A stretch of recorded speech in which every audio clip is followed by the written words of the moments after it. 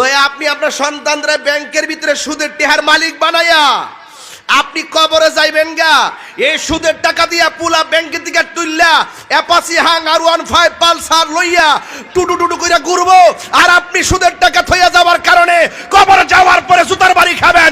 এই জন্য আমি বলতে চাই, সন্তানকে হারাম টাকার মালিক বানাইবার আগে সুশিক্ষা শিক্ষিত বানাইয়া যান। আপনি মারা যাওয়ার পরে ঝড় তুফানে যেন আপনার কবরের পরে তারে আপনার জন্য দোয়া করে।